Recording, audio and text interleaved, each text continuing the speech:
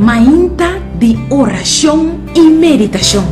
Põe Deus na primeiro lugar. Junto com Family Doran.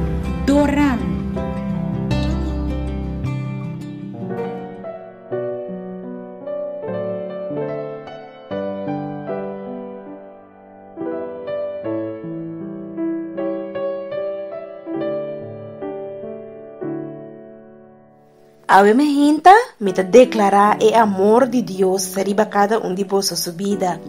O texto de meditação de Ave me hinta, me escolhe for de Romano no capítulo 13, versículo 8.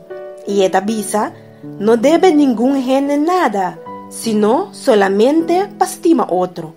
Para sombra, é um costume seu próximo a cumprir com a lei.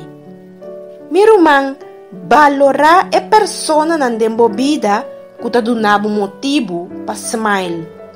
Reza para esnan que asibo llora. E tá agradecido para esnan que te estimava. Nunca verwacht nada de nenhum gente. Zorg para sempre abo tá sincero com o mês e com tur gente rondodibo. E viva cada dia segundo Deus su propósito. Nunca culpa a gente não que a decepcionado, pero culpa bom mês de averwacht lo mejor de não.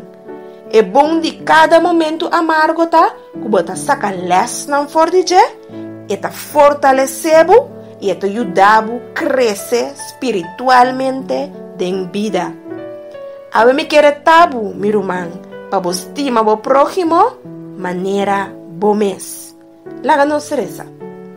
Do Jesus que tu vai leitura no cielo, bom nome seja glorificar, alabar e santificar, agora e para sempre. Tata, ave me hinta, nós temos danke para o amor, a fieldade e o cuidado. Danke, tata, para cada de vos bendição. Senhor Deus, fortalece-nos para cada dia nos por viva, segundo o santo propósito. Láganos por cana, cada estado de nos vida, segundo a vontade.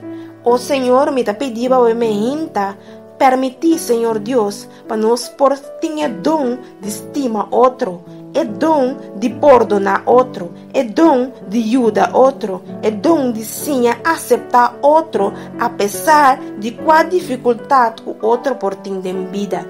Bendicionar-nos grandemente, llena-nos de boa paz e bom amor, Senhor Deus, e permitir que o ángel por guia-nos cada momento de nossa vida, me te rogava e me te pedivo, em o nome de Cristo Jesus. Amém.